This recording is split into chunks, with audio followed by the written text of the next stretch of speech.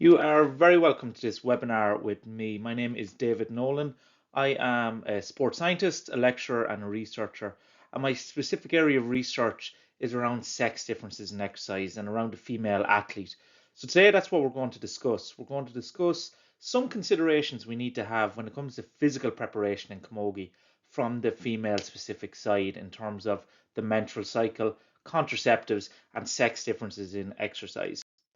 So just so we're all on the same playing field to start off with, physical preparation, let's define it so we all know what we are talking about. And it is what it says on the tin. It aims to ensure a player is able to withstand the physical demands of the game. Now, we can talk about a lot of different elements that come into physical preparation, the nutrition, the psychology. But today, when I talk about physical preparation, I am talking about strength and conditioning, and that's what I'm going to focus on. So, strength and conditioning, or S&C, you will hear it shortened to, goes by a few different names. You may hear it as athletic development and other such terms, but it has a different meaning and preconception for everyone. But we can't deny it's a key part of the modern game, and all players can benefit from good strength and conditioning, no matter of their age or their playing level. In Gaelic games, especially in female codes, I feel some people have been hesitant to fully embrace strength and conditioning or athletic development.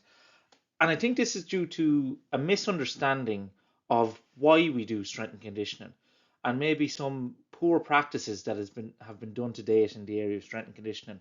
And we have this maybe preconception that if we do weight training, it'll make our players too bulky, immobile, they won't be able to move well, and they become this muscle bound, is what we've heard it described as. But to be clear, strength and conditioning, it's not there to turn our players into bodybuilders. It has two distinct purposes.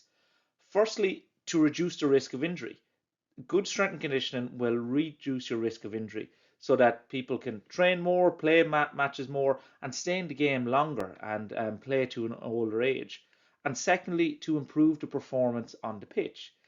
If your strength and conditioning approach is not doing those two things, it's not reducing the risk of injury and it's not improving performance, then it is not fit for purpose. Then you need to reevaluate your methods and what you are using.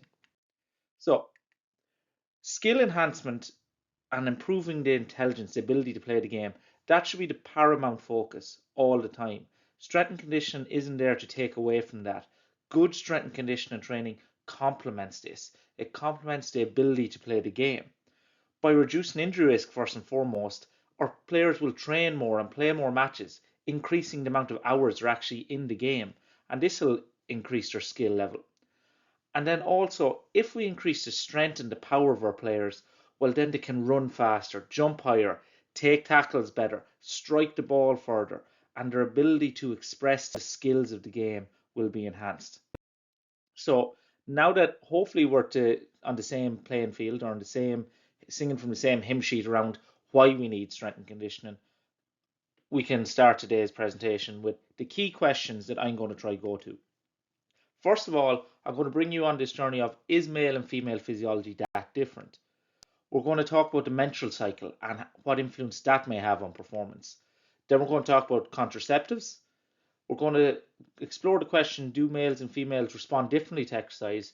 And ultimately bring it all together to answer the fundamental question of, do females need to train differently to males when it comes to their S&C? So this talk isn't going to be about what the S&C should look like. That would take a completely different talk altogether. But it's just going to be, should it be different drastically to what males do? First and foremost, this is a rabbit hole. It is a complex area that we're going to talk about today. So we're only going to scratch the surface. When we look at the research that's been done, we know that females haven't been represented fairly in sports science research, and even less so in some of the research that focuses on building strength and hypertrophy, increasing our muscle mass. So today I'm going to scratch the surface. I could give a full weekend workshop on each of those 5 questions that we've have on the previous slides. But today we're going to scratch the surface, and hopefully I'm going to make it easy and practical for you that you can go away with answering this question. Well, what can I do as a player, or what can I do as a coach to better prepare for the sport? So, first question, Are males and females that different? Yes. Fundamentally, when it comes to physiology and anatomy, males and females are different. So we have this technical term called sexual dimorphism. That just basically means that in any species, there are big differences between the males and the females. In humans, we see that in a range of different anatomical and physiological systems. So, the structure of our bones, how they're put together, our hormones, how our cardiovascular system works, the injury rates in certain areas. So, what drives a lot of this difference between males and females are hormones. And throughout our early life, when we are children, our hormones pretty much are stable, and we don't see that much difference between males and females in terms of their makeup and their structure. What we do see are differences in social play. And again, this is more probably of a societal thing. We don't encourage as much kind of rough play or that in girls as we do to boys. And this can actually lead to a difference in strength levels from early age because we're encouraging our boys to, climb walls, climb trees, and maybe we're not as pushed if they're wrestling, and we don't encourage girls to do it. And maybe that's something that we need to reevaluate when it comes to developing our fundamental motor skills. But we leave that. That can be another presentation in itself. When we see the big differences at puberty, we see the sex hormones kick in around puberty. That's testosterone in boys and estrogen and progesterone in girls. And we see that this causes this divergence that we develop and we change. And that structures when we start to see the big differences between males and females in terms of their physiology and anatomy. So, what kind of changes do we see in development that may influence sports performance? So, if we take typical males and female adults or late adolescents and we separate them out and we look at some of the factors that may influence how well we can train or play sport, body composition is the first one. What we're actually made up of in terms of our fat levels and our muscle mass. So we see that on average, males have higher levels of muscle mass and lower levels of fat mass compared to females. And we see that the distribution is a bit skewed, that males have more upper body mass compared to females when it comes to muscle mass.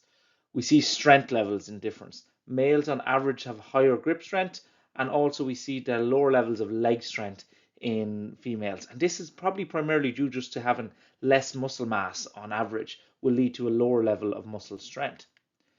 We do also see a difference in our fiber types. So type 2 fibers, they're kind of your explosive muscle fibers, and type 1 are more endurance, not as explosive muscle fibers.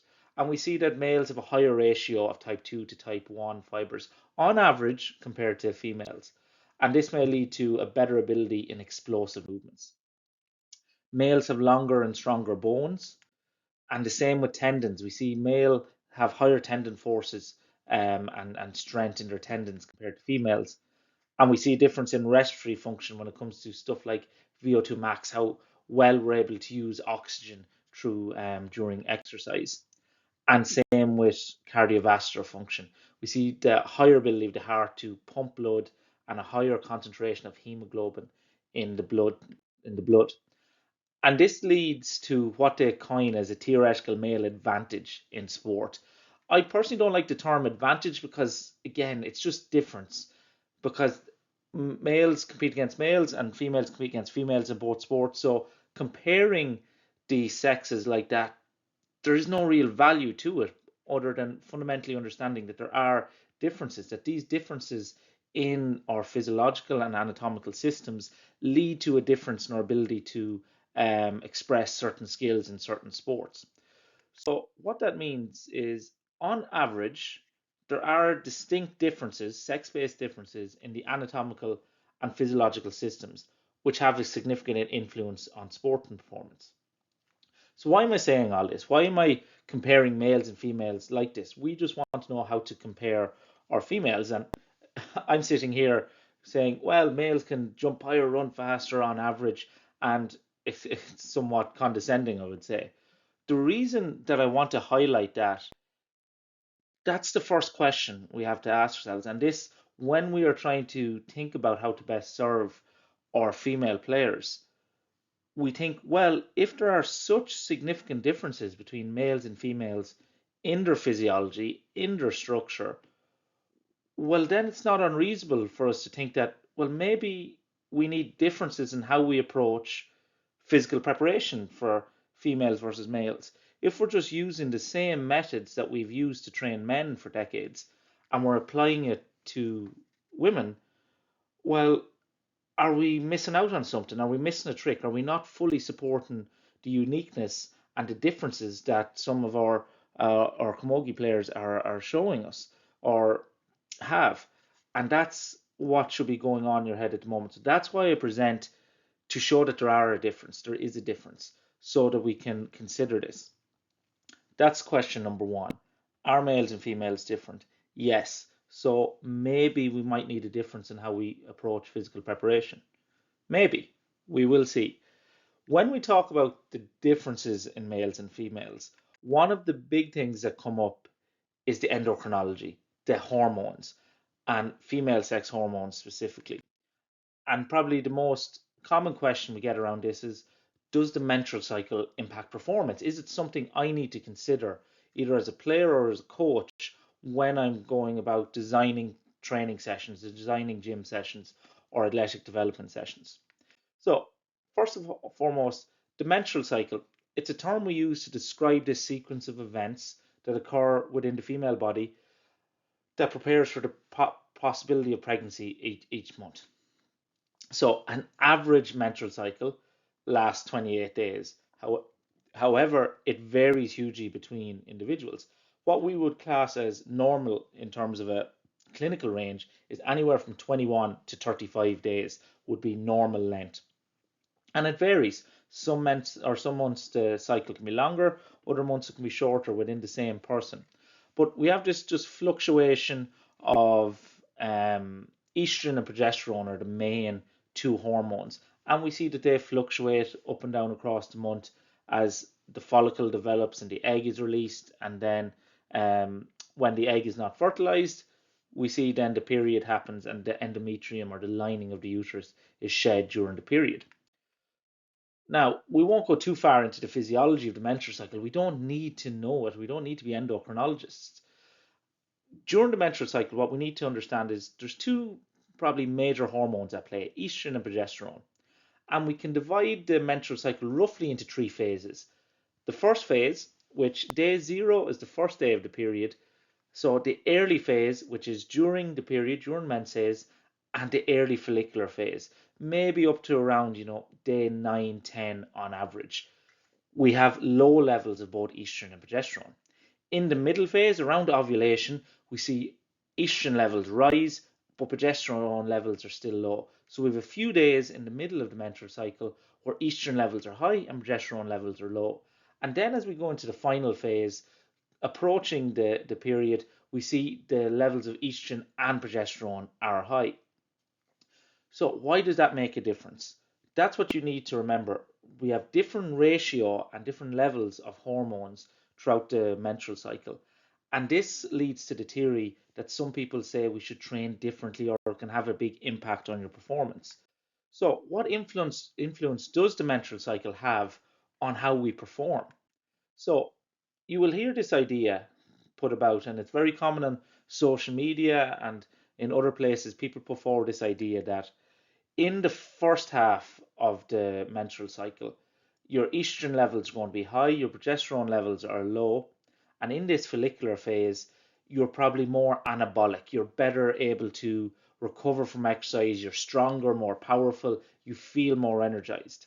And you should do, your gym-based work then, or your heavy, hard sessions. And in the second half, the luteal phase, when your progesterone levels are high, that counteracts the anabolic effect of estrogen. And anabolic just kind of means that, we're when anabolic is building up muscle and strength, that kind of way. That's a very simplistic way of explaining it, but that's what it means. That we're in a state of growth, essentially. And our progesterone works against that anabolic effect of estrogen, and you'll feel weak, you won't recover well, you feel sluggish, and therefore you should do, your easier sessions or your more light cardio sessions there. In theory, that makes sense, from a textbook understanding of what hormones do, on a very reductionist way of viewing estrogen and progesterone. But the problem is, hormones don't work in isolation, and they don't work just on a single tissue, on a single area in the body. They're systemic. They go around the body in the circulation. They act on multiple tissues and they interact with other hormones. So when we take a simple view of hormones, it makes sense. But everyone is individual. We don't see everyone acting as they would in a textbook. And this leads to this conflict, of what I call the dichotomy dilemma, in the research. So when we do research and we look at the menstrual cycle and its effect on performance, what we see is there's no strong evidence to suggest that you will perform better in one stage of the menstrual cycle versus the other. There's no evidence to say that, during your period you will be weaker than when you are ovulating. We don't see a strong effect at all. But there are caveats. We should note that we need better research. Most of the research that's looked at this question to date hasn't been of the highest quality. So we need more high quality research.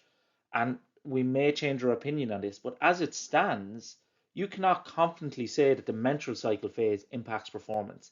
And that's a common theme you're going to hear from me throughout this presentation.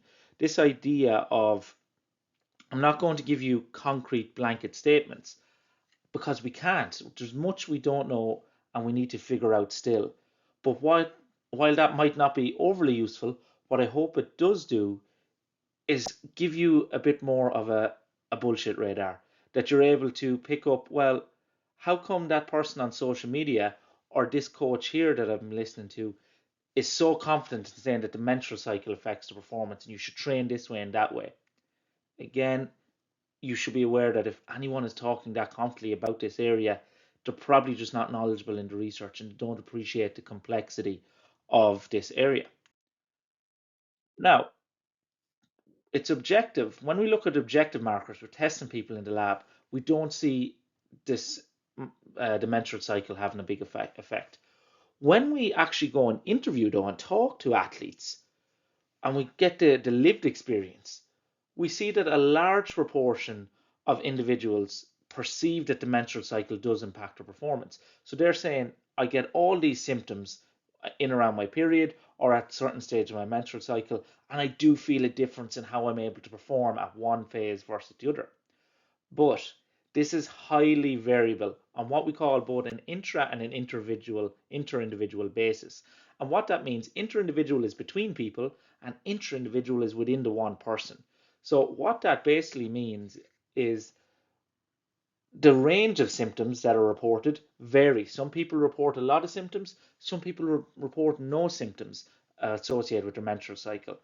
And also intra-individual, from one cycle to the next. 1 month, someone might have a lot of symptoms, the next month, they might have less. So it varies hugely between people and within a person. And we see this even when we measure it objectively. Cycle to cycle variations happen. No two menstrual cycles are the same in the same person. So we see it highly variable between people and also from cycle to cycle. So what does that mean? Well, in the future, if we get more high quality research, we may start to see that the phase of the menstrual cycle you're in has a significant direct impact on performance, but it hasn't been shown to date. But what it will likely show is that the magnitude of effect, how much it actually affects performance, varies hugely between people and from one cycle to the next. So that means even if we are going to find out if the menstrual cycle impacts performance significantly, we're not going to be able to give blanket recommendations. We'll have to appreciate that it's highly individual, and the best we will be able to do is give individual recommendations based upon that person's own individual cycle. And we'll have to track their cycle and learn about their specific influence and effect. But we can't assume that everyone is going to be the same, and we can't make these blanket recommendations. And this idea, this phase-based training, that you should do your hard training in the first half of the menstrual cycle and your light training in the second half, this is the same issue. when we see such high levels of variation between people and between cycles, we can't give blanket recommendations for everyone.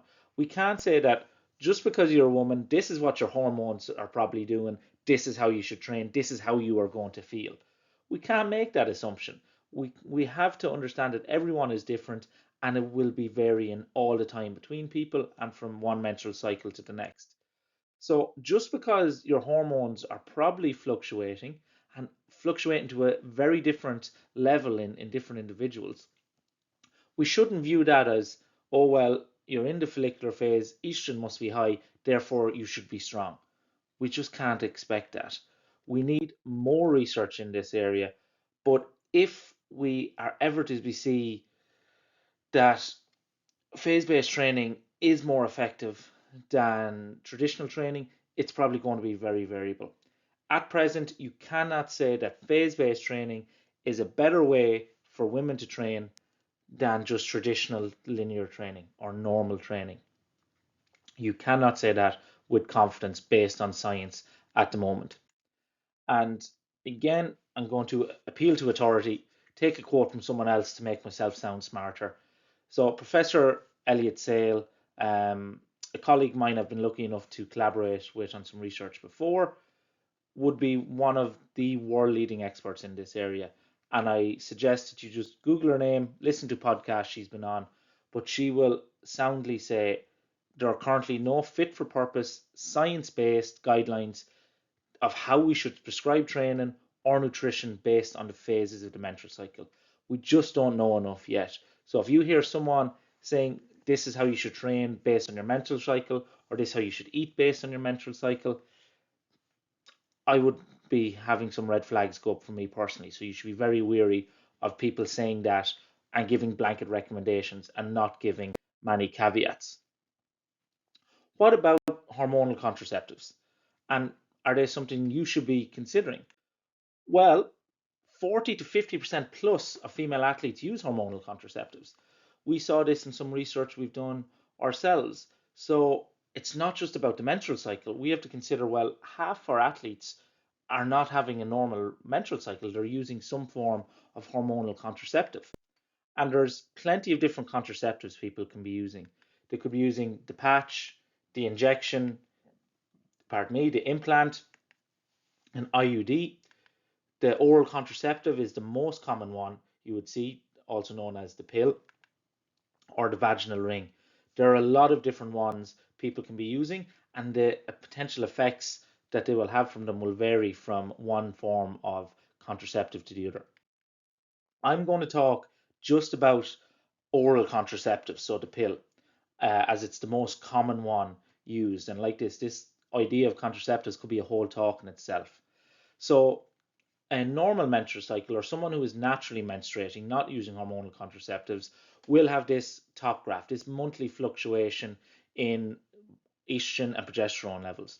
If someone is using the combined pill, the combined oral contraceptive, which is the most common one used, they will be taking the pill for 21 days straight, the active pill, then usually having a break of 7 days where they go on to either no pill or a placebo pill. Some people will take the pill straight through, depending on the form of contraception they have and the specific advice they have. But what I want to highlight here, what the contraceptives do, we put what we call exogenous, a synthetic version of estrogen and progesterone into our body, and that causes a downregulation of endogenous production so that you don't produce your own natural estrogen and progesterone anymore. And this has a contraceptive effect.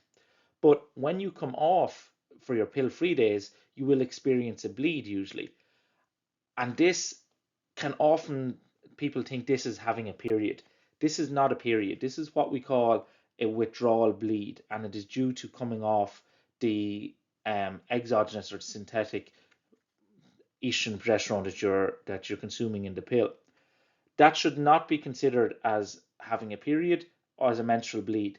It is simply a withdrawal bleed, and it is nothing to do with your menstrual function, because we know that menstrual dysfunction can be a thing in athletes and is not or is not uncommon, that someone could lose their period or be having some form of menstrual dysfunction.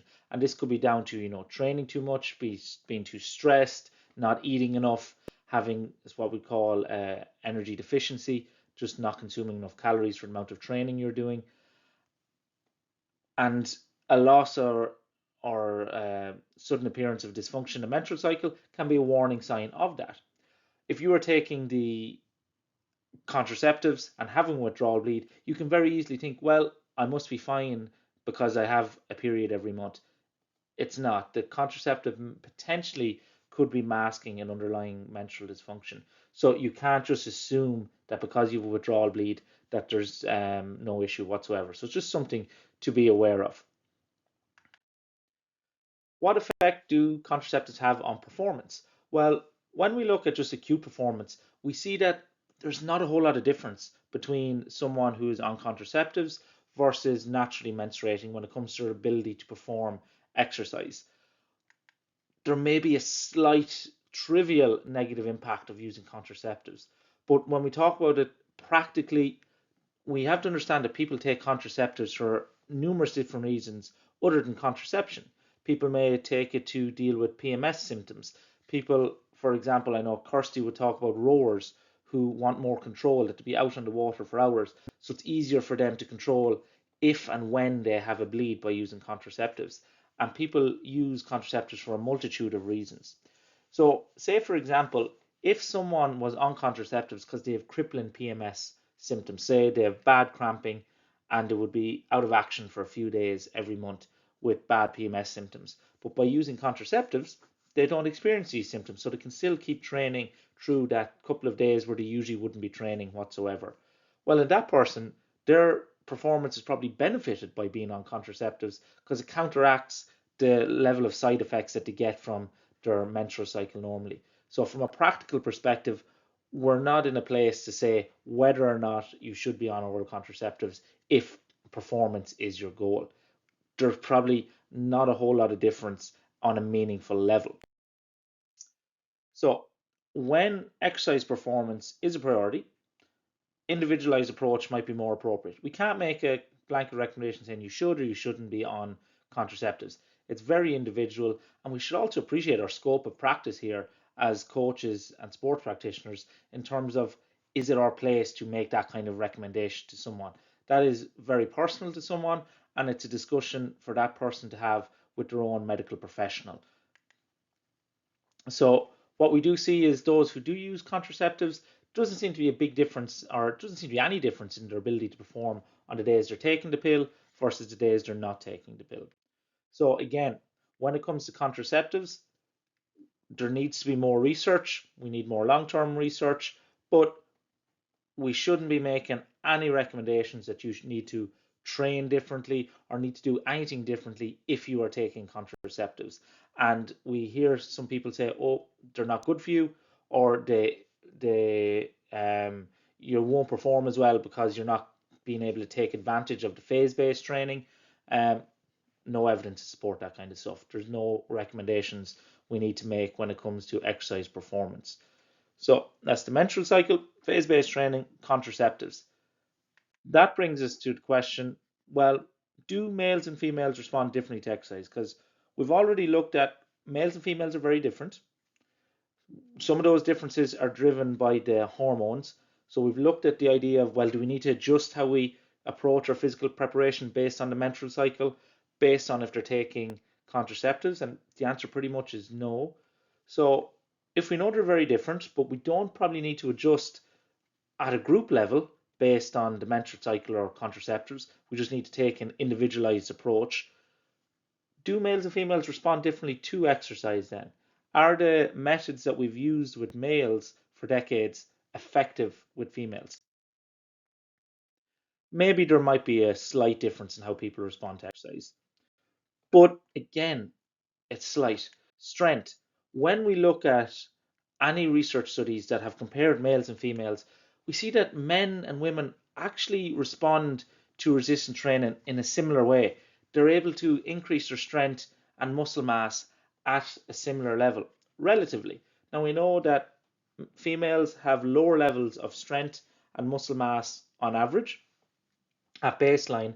So you can imagine if someone, if say both a male and a female increase their strength by 10%, but the male was starting off squatting 100 kg as his max, and the female was squatting 50 kg as their max. Well, both of them can increase by 10%, but the male is put 10 kg on their squat, where the females put 5 kg. So it looks very different. You're like, oh, they're not able to gain strength the same level. They can, similarly, but it's just relative. So we have to remember this relative difference. And even potentially, females might be able to have larger relative effects for the upper body. But what you need to take away here, on average, males and females respond to resistance training, weight training in a very similar fashion. So the same methods seem to have very similar effects. When it comes to endurance exercise, we do tend to see a bit of a difference that males and females have this sexual dimorphism when it comes to cardiovascular exercise.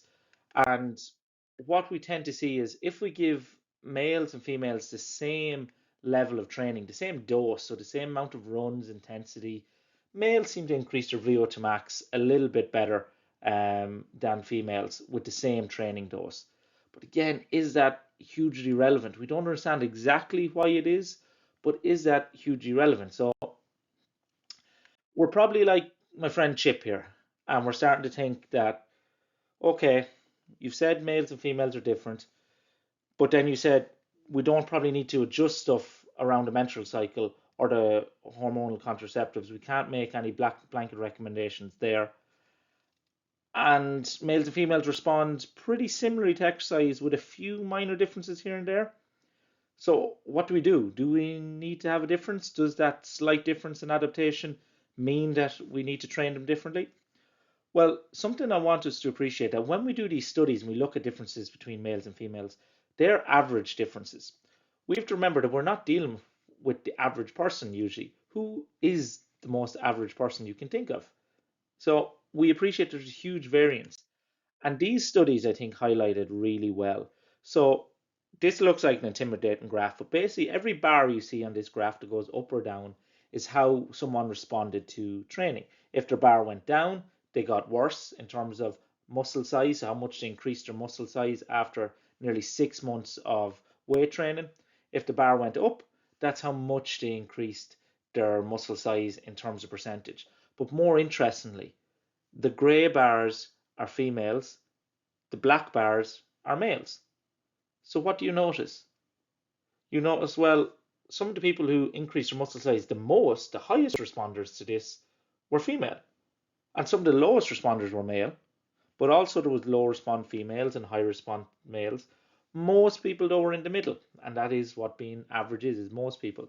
So what this shows, when we give a training program to people regardless of sex, there are huge variances in how people respond to that training. Some people respond really well to training, some people don't respond as well, and most of us respond in an average way. But it varies between all individuals, regardless of sex. And that makes sense because if we knew exactly how people responded to training, we wouldn't need coaches. An AI software would write all the training programs and make the adjustments. But we as coaches need to work with individuals to find out what works best for everyone. We see the same thing in strength. Now, more people gain strength. There's very few people that struggle to improve their strength during strength training. But again, you see the difference in the responders. We see it with VO2 max, a measure of our aerobic fitness or endurance fitness to high intensity interval training. Some people respond really well, some people respond really low. So just because there's differences on average between males and females, we have to remember that even within our group, we're going to have huge levels of variance of how people respond. So what does this all mean coming to this point? Well, there is no strong evidence that the menstrual cycle phase has a significant impact on performance. The effect, if it has any, likely is very variable between individuals and between cycles, but we need more research here. Contraceptives may have a trivial effect on performance, but again, we have to understand the context of why people use them. Phase-based training, this idea of adjusting your training based on your menstrual cycle, is a theoretical concept and it's not yet been sufficiently demonstrated in empirical research. We don't know that it's any better than straight traditional training. And how we adapt to exercise shows a high level of inter-individual differences, so everyone responds differently. So this brings us then where we start to wrap it up now. Do females need to train differently to males? Well, to understand this, we ask ourselves the question, why do we train? What is the goal of training? And I can summarize it in one word, and that is adaptation. When we train, we try to elicit an adaptation. If I go into the gym and I'm a bodybuilder, the adaptation I'm after is hypertrophy. I'm trying to make my muscles grow bigger. If I'm running a marathon, it's a improvement on my cardiovascular fitness. It's adaptation. Everything I do, even if it's I'm going hitting points, I'm just going pucking a ball over the bar 10, 20 times in a row. I'm looking for an adaptation in my motor skills, in my motor system, that my nervous system, my brain becomes better at coordinating the skill. Everything comes down to an adaptation. So you need to understand with all the training, what is the adaptation I'm trying to achieve? And then we have to ask, well, what is training? What dictates what adaptation occurs? Because we can have a lot of different adaptations occur. Well, we can get very technical, but it all comes down to muscle mass and our muscle contractions. I won't get too technical. We can basically say, how many muscle contractions are we doing? Because no matter what we're doing, be it skill work, running, lifting, it's all about muscle contraction. How many reps are we doing when we do the exercise, the drill, whatever it is we're doing? What's the force requirement? So how hard are we making our muscles contract? How heavy is the load on the bar? How fast or how do we want them to go? The velocity then, how fast are we moving? If we are lifting something really heavy, we're probably not going to be able to contract our muscles fast because heavy weight moves slow. If we're throwing a ball or we're swinging a hurl, well, then the muscle contraction is very fast. The joints and ranges of motion involved. Basically, what muscles and joints are we moving? And then how often do we do it? Are we doing it twice a day, once a week, once a month? When we bring these things together, how many reps are we doing? How hard are they? How fast are we moving? What muscles do we use? And how often are we going to do this? Well, the adaptations that our body our body creates are dependent upon those factors. So when we are designing then a program for physical preparation for a running session, I always bring it back to you have to understand principles versus methods. Too many people think about stuff in terms of the methods, but methods are many, principles are few. Now, what do I mean by this? When I sit down to design a training program for an athlete, this is the steps I go through. The very first question I ask myself, what is the adaptation I'm trying to elicit? What adaptation do I want? Is it hypertrophy? Is it strength? Is it power development? Is it speed development? And look, I'm not always chasing one and neglecting the others. I'm usually, well, I'd like mainly 70% hypertrophy, but a bit of strength or whatever it may be. We may be chasing multiple adaptations at a time, but we need to be clearly defined on what adaptation we want to elicit. But is there a difference in adaptations based on sex? Is hypertrophy different in a male and a female? Is speed different in a male and a female? No. The adaptation we are chasing is the same. Speed is speed, hypertrophy is hypertrophy, strength is strength. Once I'm clear on the adaptation I'm trying to achieve, the next question I have to ask myself, what are the principles I have to abide by or apply in order for that adaptation to occur? And principles are just the rules that we have to apply. So if it is increase in hypertrophy, muscle mass, well, I know I need to progressively overload the amount of volume, so the amount of reps and sets and the weight on the bar over time. If I'm not increasing those things over time, well, then progressive overload is not happening and hypertrophy won't follow. But principles are the same for both sexes. Progressive overload, specificity, some of these terms you may be familiar with in physical preparation and skill development, they're identical for both sexes. So if the adaptation is the same, or the same for both sexes, principles are the same for both sexes, well then, if I'm clear on this is the adaptation I want to achieve, these are the principles I have to follow to achieve that adaptation, my next question is, what method is the best to use to apply that principle that drives that adaptation? And the method will depend on well, what resources do I have? If I'm in a club with no gym, it's I'll have different methods available to me than a club with a fully equipped gym. If I'm working with someone that has no athletic development history and has poor coordination, the methods I'll use for them might be different to a high level athlete who is very coordinated and has resistance trained for 10 years already. But the adaptations and the principles are going to be the same. The methods are just the thing that we can change. So should your methods then be different for males and females is the question. What can we manipulate then as coaches when it comes to physical preparation? Volume, how much work are we doing? How many runs, how many sets, how many sessions overall? Intensity, how hard are they working when they work? Are they lifting at 50%, 90%? Are they running at 90% or half pace? Frequency, how many sessions a week are they doing? And then the actual exercises or the drills I use. They're the only things we're really going to manipulate as coaches. So the question is, do males and females need different volumes, intensities, frequencies, or exercise selections? And in my opinion, no. Based on the current scientific evidence, there's no strong rationale for sex-based differences in programming when it comes to writing a program for male and female. Females respond similarly to males in strength and hypertrophy adaptations following the same protocols, with maybe some minor nuances. So you'll often hear this common thought of, well, females may respond better to higher volumes and frequencies that let them do higher reps and more sets or more sessions and keep the reps low and the weight high for males. And this probably comes from this idea of, in some research, it seems that females fatigue slower than males. But that's usually in stuff like holding a static position, such as a plank or a wall sit, rather than what we call isotonic contractions or regular movement.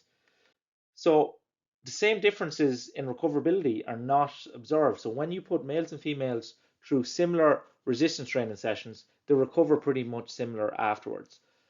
So it would be ill-advised to train females differently based on potential differences in fatigability.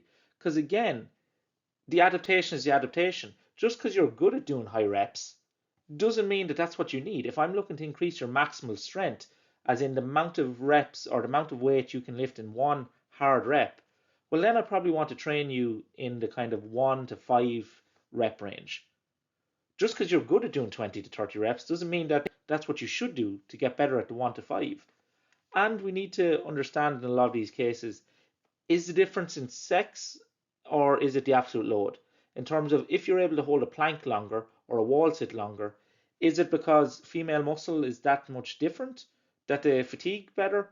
Or is it a case that, well, the average female might be 40 kilos with the average male being 70 kilos or whatever it may be, 40, 50 kilos versus 70 or 80 kilos?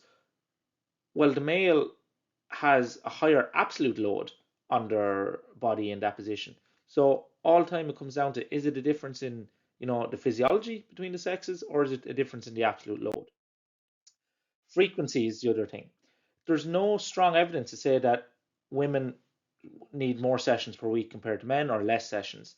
Anecdotally, we may see females report that, oh, if I squat today, I'll be able again to squat tomorrow or in 2 days' time, where if males do a heavy squat session, they might need longer to recover. Again, we don't see that in the research, but is that a case? It's a sex difference or an absolute load?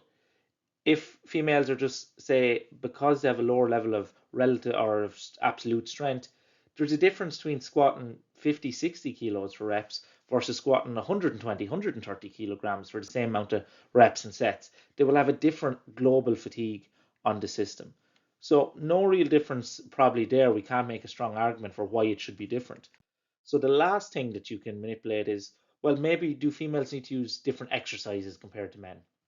And you might say, well, I know the females are 3 times more likely to rupture their ACL than males. And the advice we have from sports medicine then would suggest, considering this, it might be a good idea for females to follow an appropriate neuromuscular training program, so a resistance training program, where they also do lower body strengthening exercises and focus on landing mechanics.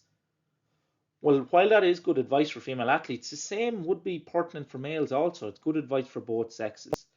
So Why we may use different exercises in females is usually due to technical ability. If I think of the typical 20-year-old or 18-year-old senior player that comes to me, the average male, if they've been involved in maybe development squads throughout their teenage years, they might have anywhere from 2, 3, 5, 6 years of athletic development behind them. So they're used to squatting, RDLs, they're more technically proficient. The average 18-year-old senior player, female, that comes to me, they mightn't have any gym experience whatsoever. They haven't been given the same support systems. So their technical ability is lower. So I might use different exercises, not because they're females per se and the physiology is so different. It's just because their technical ability is different because they've had a different support structure up until then. So a big difference we probably need to make is that we start supporting our female athletes with good athletic development earlier in their life and match it that they're getting the same support as males. So that brings us to the question, do females need to train differently to males? And I would say probably not. There are no strong evidence to say that females need to train fundamentally different to males when it comes to physical preparation. So now you're definitely like, okay, I've just wasted 45 minutes listening to this man tell me about all these differences. Just tell me, actually, no, you don't need to do anything different. Have I just wasted my time? Well, no, I hope not. Because the question is, so, well, what do I do? I'm just a player or I'm just a coach and I just want to be able to support myself or my players better. And what I hope I've instilled in you now and will reiterate over the next couple of slides, ignore the bullshit out there, train the individual. So what that means, you will see a load of people on social media, a load of different coaches saying females need to have radically different training to males, and this is how you should support them around contraceptives, around the menstrual cycle. Ignore it. Ignore any blanket recommendations. Understand the biological sex. It's an important factor to consider, but it's only one of several factors. It shouldn't be the be all and end all. At the end of the day, based on the current evidence, there's no strong rationale for sex-based differences in programming. We should track and discuss the menstrual cycle and contraceptives with our athletes and educate them that they're aware of key indicators. Regarding the menstrual cycle itself and its influence on performance, we encourage people to track their own cycle, get familiar with it, try identify any patterns are there, and maybe implement some coping strategies. So, for example, if one athlete tracks their menstrual cycle over 5, 6 months and they realize, well, every month I get night sweats and bad cramps in the week before my period, they're my main PMS symptoms. Well, maybe then we realize, well, you're probably at risk of dehydration then during that week. So now, when that week comes up, let's consciously make an effort to increase your fluid intake and your electrolyte intake. And that's an example of an individualized coping strategy. That's something that that person has identified this consistent pattern as a consequence of their menstrual cycle and put a coping strategy in place. Now, when we educate players, we need to be careful that we don't give them an expectancy effect and we say, because you're a woman, this is how you will feel at this stage of the cycle, and this is how you will feel at the other stage of the cycle, because we can create this expectancy effect. And we want to avoid self-fulfilling prophecies where people tell themselves, I know I'm going to feel bad next week because I'm going to be on my period. We don't, it's highly individual. So the use of auto-regulation, so adjusting on the fly, might be a good way to approach this with our athletes and with our teams. So again, to reiterate, physiology, difference between males and females, we're confident in this.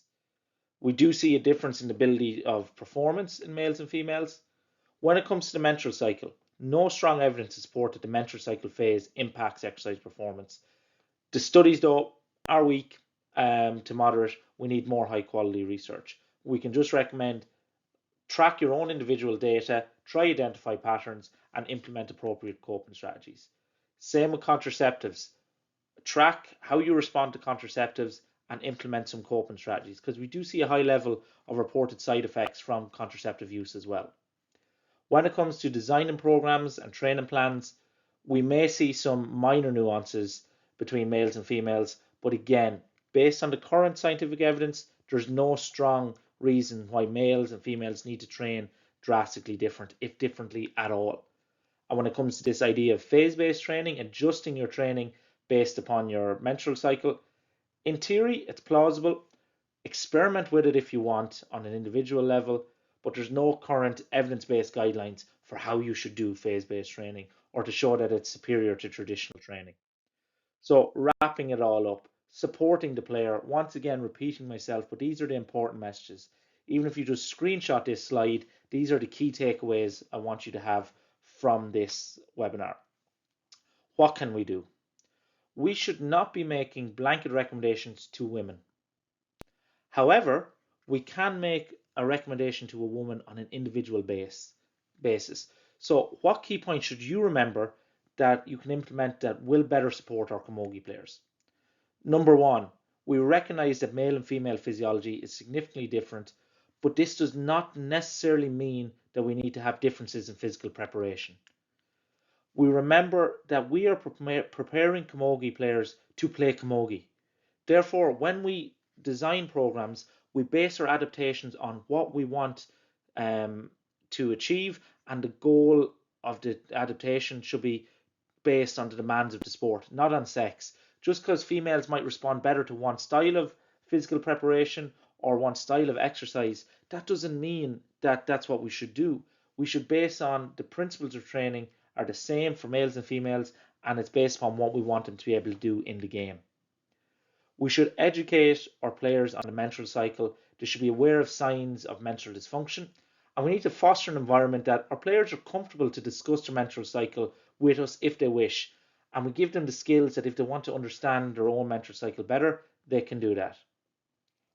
We must then recognize that a high proportion of players are likely using contraceptives for a multitude of reasons. And we recognize that there are currently no fit for purpose evidence-based recommendations on how females should adjust their training or their nutritional approaches based on the phase of the menstrual cycle or hormonal contraceptive use. So if you see people advocating strongly that you should adjust based on, how your hormones are or how contraceptives influence you, the evidence is not there to support that. And we need to recognize that good, appropriate strength and conditioning and athletic development is hugely beneficial to Camogie players of all ages and abilities. We should strongly encourage and support it with our players. There are no major differences in how males and females need to approach athletic development, maybe just some minor differences, but the big thing is not enough of our Camogie players are doing good, solid strength and conditioning. And that is something that we need to change. So hopefully you're like my friend Rupert now. I've confused you, but hopefully he doesn't look too far off as a distant relative of mine. You're happy, and while maybe still a bit confused, you've a better sound understanding of this whole area, which is very complex. So my email is there, my social media handles are there. Thank you very much for joining me. Thank you very much to the Camogie Association for the invite, and I hope some of this information will support you either as a player, as a coach, and help us better support our female athletes as we go forward. And hopefully we can develop better support systems that we reduce the risk of injury in our players. We better support our players around certain aspects of female health, such as the menstrual cycle, contraceptive use, and ultimately we enable more women to stay in the game, to play Camogie for as long as possible, and to enjoy and get the best out of sport that they can. Thank you.